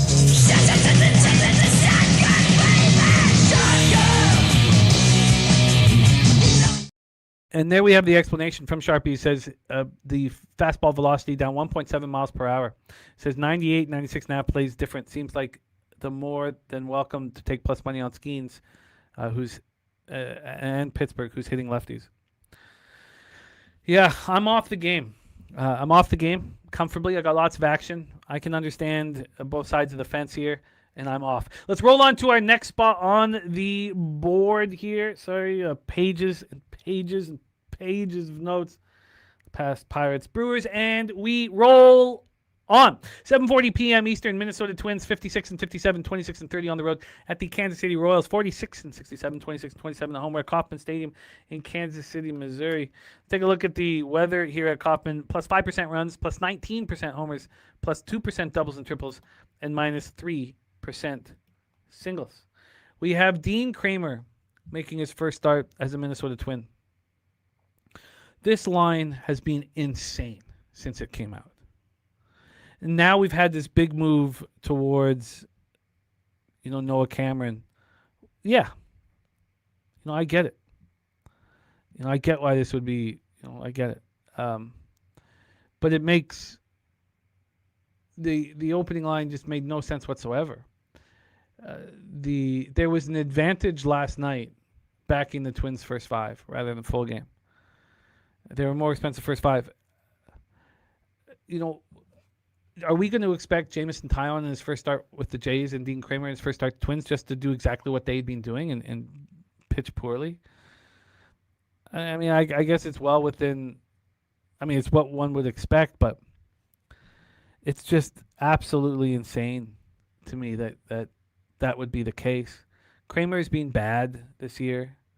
He's been worse. I mean, this is a guy who generally gives you over a season like a ERA over 4 and a WHIP around 1.25, and this year it's been worse. 6.50 ERA, 1.36 WHIP, got a 4.93 expected ERA. We talked about his statistical profile, with a really small sample size, but he's just been getting barreled. 12 home runs in 36 innings. I mean, it's gone down a little bit. This guy was allowing just home run after home run after home run. He's allowed 14 earned runs over his last 10 innings. I mean, you can't find a more extreme difference between two starting pitchers than you're going to find in this one. You have Kramer, who's allowed 14 earned runs over his last 10 innings, going up against Noah Cameron, who is not allowed a run over his last 15 innings in 2 starts.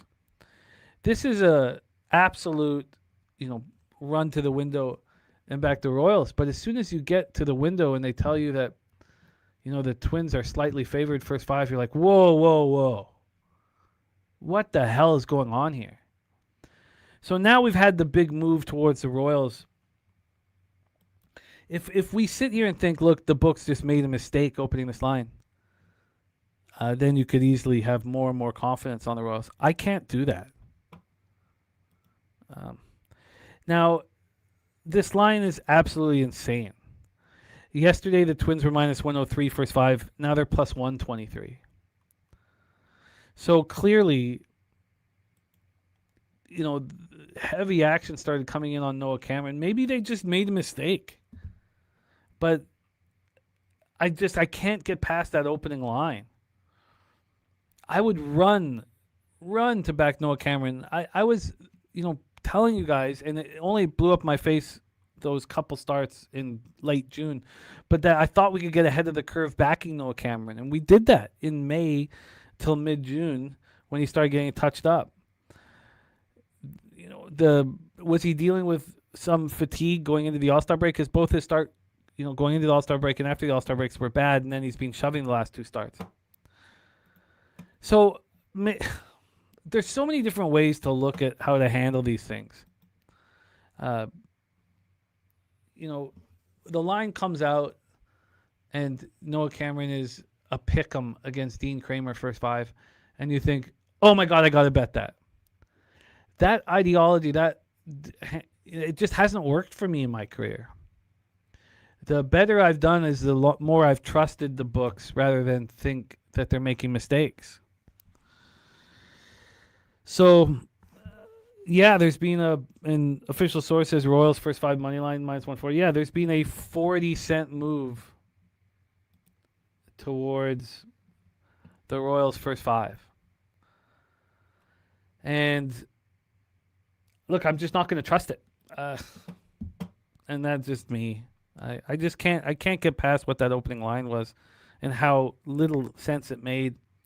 Then everybody here piles on the Royals. Now, it's not that many. 60% of the tickets, 80% of cash on the Royals. 62% of tickets on the under, 77% of cash on the over.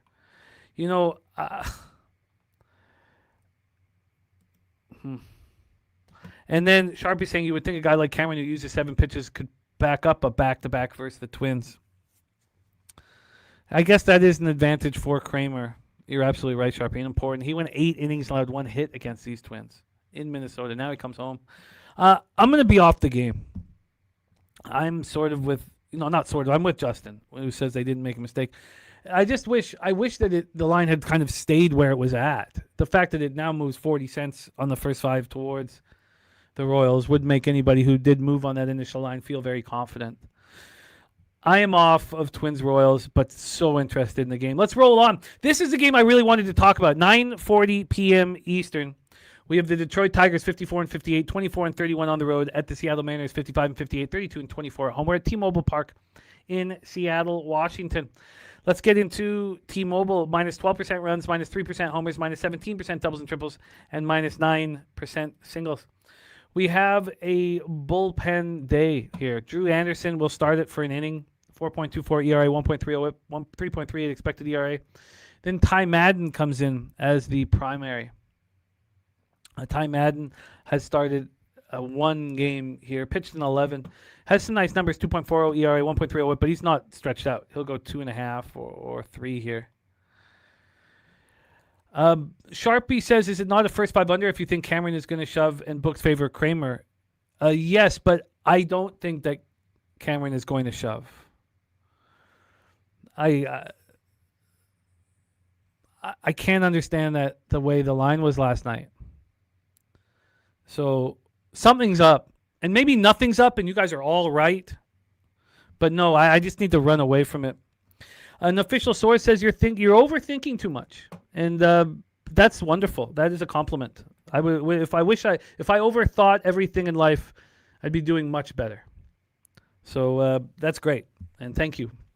Brian Wu, 7-8, 4.56 ERA, 1.15 WHIP, 3.54 expected ERA. We have the last couple starts here for Brian Wu have been terrible. The last time we saw him, 5 innings, 5 earned runs, a 6-2 loss at the Dodgers. Start before that, July 25th, 7-1 loss at the Rangers, another 5 earned runs over 5 innings. And those starts, of course, came on the road. I wanted to immediately back Wu at home. And I can do this. I can get here. I just wanted to talk it out longer because, and I don't know why I got hung up on this. I mean, so what? He's not shutting out his opponents at home. He's still having quality starts the last 2 starts at home. I think that he should just be backed. Just keep it simple. Just keep it simple. I mean, we know that he struggles on the road and he gets us paid at home. And he's been the most predictable pitcher in Major League Baseball, just getting us paid and paid and paid and paid. Bullpen-wise, Mariners 3.79 ERA, 1.10 WHIP. We expect them to improve down the stretch. Tigers bullpen 2.92 ERA, 1.19 WHIP. I'm not offended, official source. I want to think too much. That's all I'm saying. No, I love having you in the chat. I'm not offended at all. Mariners versus righties not hitting at all. 215, 656 OPS. Tigers versus righties 269, 814 OPS.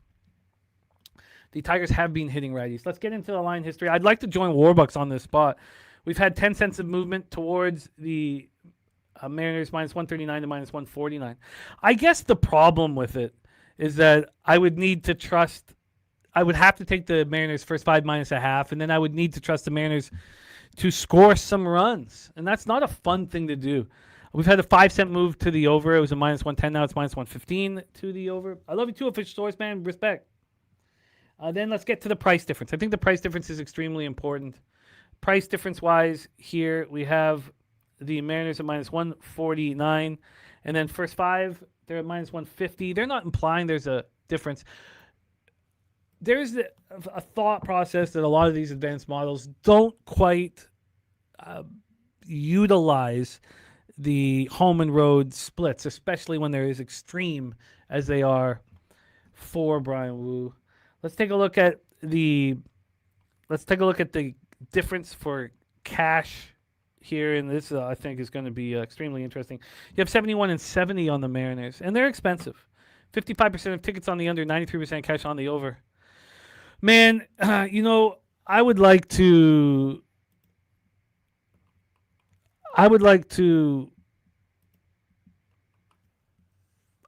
back the Mariners first 5 minus half and just shut up about it. First 5 minus a half on the Mariners. I just do not think Drew Anderson and Ty Madden are vulnerable, and that is a problem here. And now Sharpie says Wu's home starts are a tad bit fraudulent. Angels, Giants, Baltimore since June, worst teams in the league. I think that's fair, but it's not like he's having okay starts. He's shutting them down. Shut down the Giants, you're right. The Angels, maybe you could do better. The Orioles, he shut them out. And that was the second time he saw the Orioles in succession. And then the Tigers got to him in Detroit. I think he's got something for them. He shut down the Diamondbacks when they were hitting. Look, I have to do this. I have to trust these splits here because they've been getting us paid in every single Wu start. He's the most predictable pitcher in Major League Baseball, and I'm just going to stick with it. But I'm going to need these Mariners to do something for us. Godfather says this line 7.5, so he likes the under, minus 105 to the under. The Mariners also, didn't use important pieces in the bullpen yesterday. All right, let's move past it. I'm going to be on the Mariners first 5 minus a half. Mariners first 5 minus a half for me. Let's move on to the next spot on the board, 9:40 p.m. Eastern. San Diego Padres at the Arizona Diamondbacks. We're at Chase Field in Phoenix, Arizona, and we get a chance to see Casey Mize here. Colin Gregory's play of the day is here, and it is on the Padres at minus 120. Casey Mize. Now, we thought that this was going to be Robbie Ray, but it will be Casey Mize, and I'm extremely interested in what Casey Mize does here. He's had kind of a tricky season because he's gone on the IL twice with adductor strains. But he seems to be through that. He seems to be rolling. Shout out to TV Jones in the house here. So I think that Casey Mize, it's a very likely probability that he steps up and pitches very, very well. And then we have Mitch Bratt coming off of his first good start. 4-1 win at the Guardians, 1 earned run over 5 innings. I think it's well within reason that he would, build confidence off of that start here. Sorry. Turnbuckle Tommy says, do you think the better would be the first 5 under if I went back? Well, yeah, I would let's circle back on that question. Official source on the Padres money line. Turnbuckle Tommy says Mize is going to shove here. I mean, I certainly think that he's capable of being an elite pitcher, being a whirlwind here, and I think that this marine layer will help him. Let's take a look at what is going on in over for him. Oh, it's Arizona roof hop. What am I talking about? So let's talk about the bullpens. Diamondbacks bullpen 4 ERA 1.18 WHIP. Padres bullpen 3.50 ERA 1.13 WHIP. And then when it comes to the sticks, the Padres just don't have power against left-handed bats. None. I wonder if, and you guys know that, Mitch Bratt grew up 20 minutes from my house here, and if there's an expectation up here that he's the best young Canadian pitcher on the planet. Now, he's not shown that until that last start versus Cleveland. Why wouldn't he start building confidence here? We remember the numbers he had in Reno were very, very good. That's a hard place to pitch. This is an 8 minus 120 to the over, and it's not been moving. I would like to compare that to yesterday's total here quickly. Yesterday's total with Vasquez Rodriguez was an 8.5, juice to the under, and it moved to 9. And then it went over. Here we have Mize and Bratt. Okay, so let's just take a look at the money line and the price difference first 5 in full game. This is our last spot on the board before we get into WNBA. We have a big move towards Casey Mize and the Padres from minus 102 to minus 125. I think it might be better just to go from minus 111 to minus 125 because I think that is the difference between Casey Mize and Robbie Ray. When they announced it to be Casey Mize, not Robbie Ray, that would be the spot here. Turnbuckle Tommy says it's a psychological aspect for him. Mize was expected to be the leader on the Tigers after the Scooball trade. Then they up and trade him too, so I think he has to shove here for his own confidence. I think that's fair. Let's take a look at the cash flow here for this one. We have 81% of the tickets and 94% of the cash on the Padres. 50% of tickets and 90% of cash on the over. Let's take a look at the price difference first 5 in full game. We have the Padres minus 120 full game. First 5 minus 136. That first 5 is heavily juiced to the over. Look at that. The over 4.5 is minus 130. So they're saying, John Bender says, we don't take a good performance as a pitcher against Cleveland worth very much. He says Padres spot.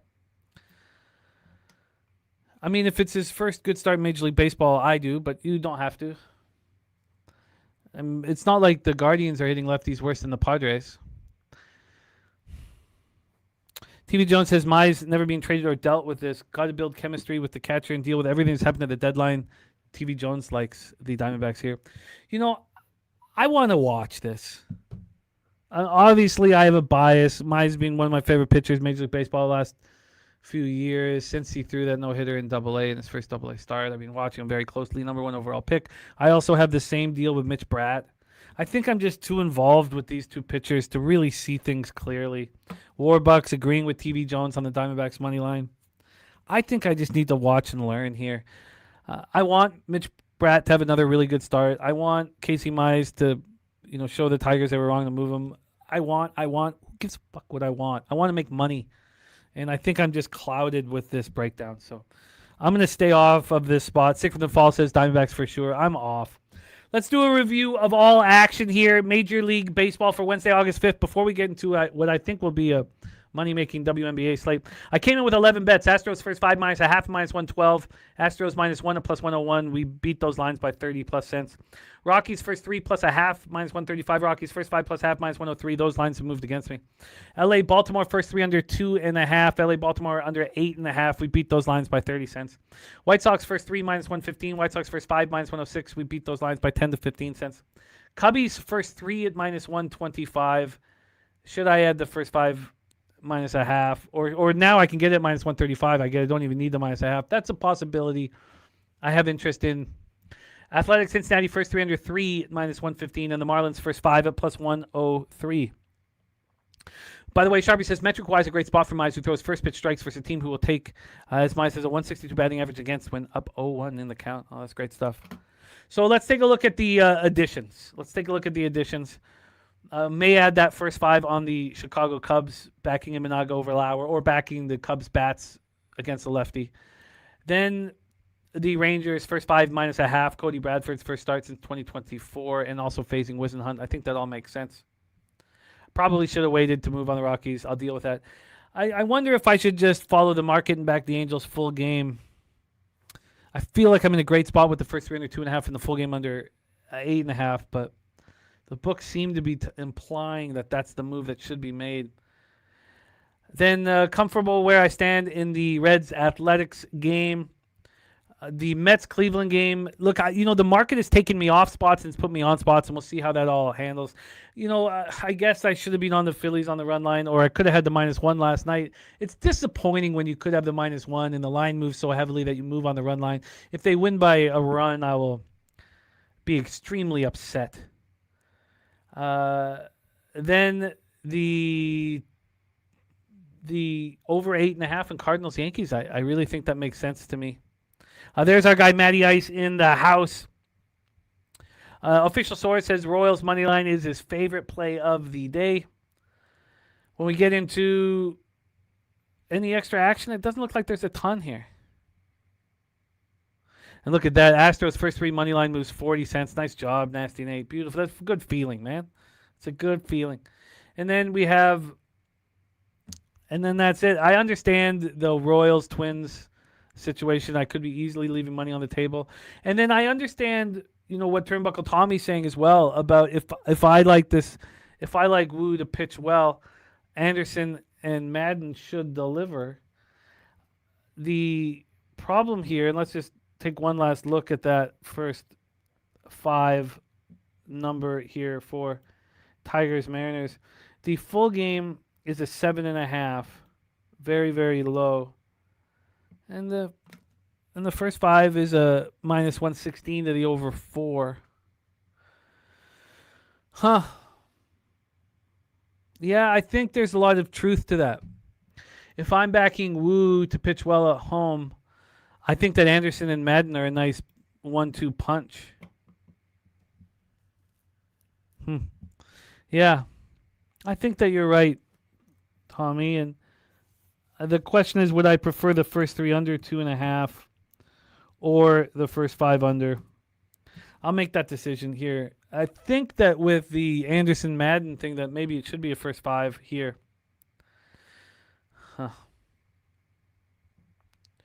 Turnbuckle Tommy says those were the numbers his last night with Melton and Hancock on the mound. We had Wu here last night. Last night. And then Padres, Arizona, I'm going to stay off. What a fascinating card. Thank you guys so much for rocking with us here. Very, very interesting. We're going to go over, once again, the specialty plays of the day from the cappers in the chat at the end of this show. Let's get into what I believe is a very money-making card here in the WNBA. And, sitting here 56 and 46, I'm not pleased. We're up 4.3 units on the year. It's not enough. We've been in the black all season long, and I've been very mediocre for the last little while. I want that to change, and I expect it to change. We start at 7 p.m. Eastern. We have the Phoenix Mercury at the Atlanta Dream Gateway Center in College Park, Georgia.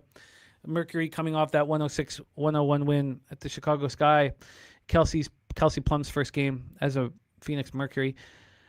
They had much higher expectations than what they delivered this year. And Kelsey Plum, although in a free agent year, is capable of really giving this team a spark. She certainly did against the Sky. But she's going up against an Atlanta Dream team that just got annihilated and embarrassed at home against the Aces. We talked about this last night on the show that we have cappers that question the Atlanta Dream's heart, and they have every reason to do so. But this was a team that was just embarrassed enormously. And the initial line went pretty quick towards the Mercury. And I, messaged Justin. I was like, we got to pick the right time to get on the Dream after being embarrassed. AM on the other side with the Mercury. And the bet online moved it down to a 4. And they were the only book to move it to a 4. We were waiting to see if other books would move it to the 4. They moved it back to 4.5 and juiced the 4.5. And I was like, okay, let's move now. Let's just make sure we have it. So we both moved on the Dream at -4.5. And I said as soon as I was going to be able to, I was going to bet the Dream double result. Now, when you just like we do in NFL, you write down all the reasons. Well, how could this bet lose? And this bet can lose. It can lose due to a real spark being created by Kelsey Plum. A real spark. Now, she hadn't played a game in a long time. Are her legs going to be heavy here? I doubt it. Maybe even if she's running on adrenaline, she should deliver. But this line just keeps moving towards Atlanta. This is exactly what we had anticipated, Justin and I. But now this is, coming to fruition, makes us feel very good. We're now at a 6.5. So this opened up at 5.5, dropped down to 4 within the first 6 or 7 hours, and it's now climbed up to 6.5. I moved on to double result 2. That even moved against me by 5. So AM says the opening line is telling, in my opinion. Yeah. It's telling. It's telling there's a lot of excitement around Kelsey Plum, and that could hurt us. But yeah, this is just perfect. I really think this is a great situation here. Let's take a look at the cash flow for this spot. We have 75% of the ticket, 65% of cash on Phoenix, which is another thing that we talked about with Justin, was that the public's going to be excited about what they saw from Kelsey Plum. You put this all together, the offshores pushing the Dream harder than the legal books, the public on Phoenix. This is perfect. This is perfect for me. So I doubled down. I got the double result at -125. That moved against me, which was a surprise here. So let's see if that has continued to move against me. I'm having problems with my 365 site, so I'll just use my app here. The double result that I got at -125 is now, here we go, -130. So it's back to -130. I'm comfortable with the spot. Very, very comfortable. I can't wait for the game. Now, when you expect the Dream to show heart, it can be sweaty. I think they take care of business. Let's move on to the next one on the board. Seattle Storm, 6-26, 2-15 on the road to New York Liberty, 18-13, 9-5 at home, Barclays Center in Brooklyn, New York. Malonga back for the Storm. The Liberty had been just squeaking past in all of their wins, just winning barely. And the Storm seemed to be getting out of the gate so poorly in every game. They were immediately down 14-4 in their game against the Liberty 2 nights ago. I could have got the live plus 14.5. I'm not going to let that pass me again. If I have an opportunity to get a 14.5 or 15.5 with the Storm coming out of the gate poorly, I'm going to attack it. By the way, TV Jones on Cardoso over assists here. And we have Robert Cherry on the Liberty and the over with Stewart, 25 plus points, rebounds, and assists. Dream money line, Angel Reese, 25 plus PRA, and the Wings over from our friend Robert Cherry. So I moved on the Storm. I think they can stay in this game. I got the 9 last night at -120. It was moving towards the 8.5. Now we have 8s across the board. I could have been quicker to this and got the 9.5, so I'm not going to pat myself on the back for that. But I like seeing the 1.5 move towards Seattle. We're sitting at a +8 right now. When we get to the cash flow for this one. We have 63% of the tickets and 90% of the cash on the Liberty, yet this line moving towards the Storm. I like that. 60% of tickets on the under and 78% of cash on the under. And, we've just seen this team with the Liberty without Sabali and Fibic, not look like the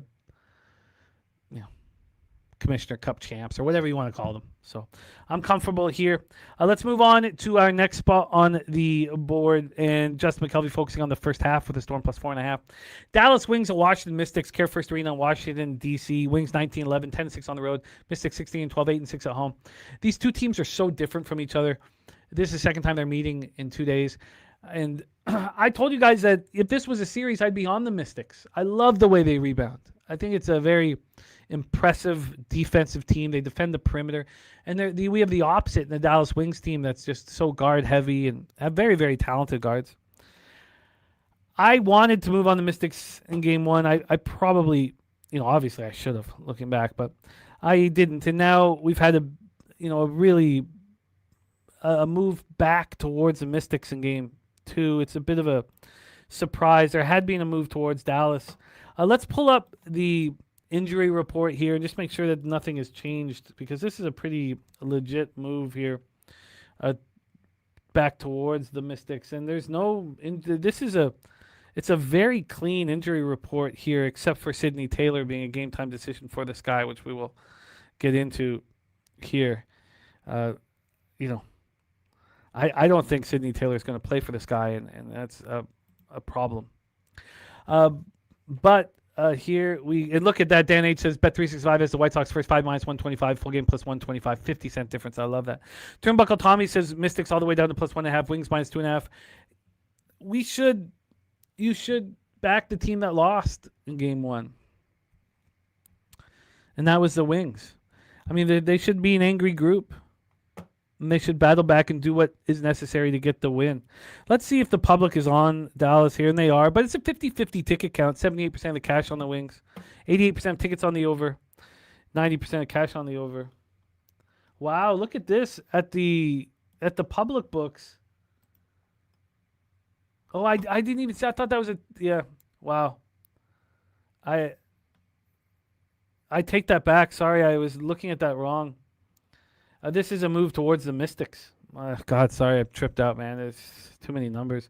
This opened up a plus 2.5, and now we're down to a plus 1.5. There's been a big move towards the Mystics this morning. I could understand backing Dallas here, of course, after losing the first game. I'm not going to. And sorry about my tripped out. God, of course, there's a move from 3.5 to 1.5. It's a move towards the Mystics. My apologies. I'm off there. Shout out to our guy, the Sweaty Butcher, in the house. And Turnbuckle Tommy says move too far. Now he wants the Wings minus 1.5. I'm off of this spot. I really like the Mystics. I'd like to see the Wings guards step up here and show that they can win in Washington. I think it would be helpful as we kept them moving forward. Let's talk about the final spot on the board. Spark Sky, Wintrust Arena in Chicago, Illinois. This is a problem, Sidney Taylor not being available. To have to sit back with Sheldon and Carrington is not good here. But I wanted to back this guy after that tough loss. That tough loss to the Mercury. And now we have 3.5s and 4. We're finally seeing line movement to this guy. I wonder if that moves right back, when Sidney Taylor doesn't play. At least we're finally getting the movement. I doubled down on the 2.5, and I doubled down on the minus 140 money line. So I like that we're finally moving towards the Chicago Sky. It took a long time. If I could go back in time, I wouldn't have doubled down on this spot. But I have. It's now minus 160, minus 160, minus 165 on the money line. So that's all very good, but I am nervous here. Wow, exciting stuff. There's our guy, Lucas Ryan, in the house. Turnbuckle Tommy's also got this guy, money line. TV Jones looking at Kiki under 15.5 points or Shakira under points for him. Not sure yet. I get it. I get why. I get the thought process around Austin, but here I am, 5 bets, leaving the Wings Mystics game alone. I have doubled up on the Atlanta Dream, -4.5 and double result at -125. I have doubled down on the Sky, -2.5, -110, and -140 on the money line. And I've moved on the Storm +9 at -120. That is my WNBA for Wednesday, August 5th. I need a day. Mediocrity. Look, I don't think I've had a sport where I opened up in the black and stayed there all season long and just sat back in the black. It's nice. I'm not going to hate on it, but up 4.3 units when I feel like we've been seeing the board pretty clean. It's disappointing. That is our show for today. By the way, I moved on the BC Lions again to win the Grey Cup at 20-1. With Nathan Rourke being announced in, that's moved from 25-1 to 20-1. With their defense, look, obviously, the Elks look like a really tough team, but that's a ridiculous line. Go put a little bit of money on the Lions to win the Grey Cup at plus 20-1. I mean, the stamps are tough. Look, I get it. But if the Lions' defense is as good as it's looked last little while, Nathan Rourke comes back healthy, they're going to be a danger. 20-1 is nuts to me. My 4 bets, we've beaten the line moves in the Stampeders game. +1.5, -115 there. Now I'm 1.5 point favorite. I have the Stampeders at +100 as well. Lions -6.5 and Lions double result. And I paid the price, -160 on that double result. Rourke back. Excited to see that. We have action. And we have great cappers in the chat. Thank you guys so much. It is birthday pick here. The birthday pick for our guy, the Godfather.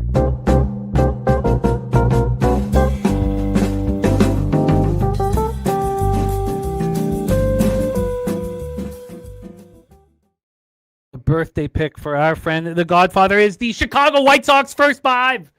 Chicago White Sox first 5 money line for the Godfather. Let's go get this cash, Godfather. Happy birthday to you. Thank you guys for supporting the show. Have a great time with the Daily Sesh, Dabby Cab, Dutch Boy, Fresh, and Chappie Funkadelic. Happy birthday to the Godfather. Thank you to all of you guys. Thank you to Swiggy on the 1s and 2s. And thank you to all the cappers in the chat. AM liking the Rough Riders futures. I get that. Defending champs. I completely get that. Thank you to all. And Taint play today is in. It's Astros first 5 -1/2. You know what? That's probably, I mean, it's expensive, but so is the White Sox first 5. The Astros first 5 -1/2 is a beautiful spot. Taint play of the day, Astros first 5 -1/2. The birthday pick, White Sox first 5. Let's go get this money. On behalf of all of us, Pub Sports Radio, thank you guys for your support. We've done the work. You get out of life what you put into it. Let's get this money today. Leche! Hey, los bookmakers. It's easier to sleep in the black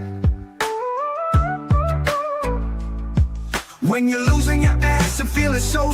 You know what to do. Tune in to Pub Sports Radio. Easier to sleep in the black. It's easier to sleep in the black. It's a roller coaster ride, you're gonna catch a bad beat. No problem, keep your head up and just bet the spreadsheet. It's easier to sleep in the black. It's easier to sleep in the black. All thanks to Jeff Slaughter, these shows have our backs. POD's always rolling, especially the stats. Easier to sleep in the black. It's easier to sleep in the black. We got Jimmy, Jose, Dabby and the fam, Dutch Wine Time, Spooner and OG Wham. So hit the like button, don't say that you can't. If you know what's best, just put your money on tape.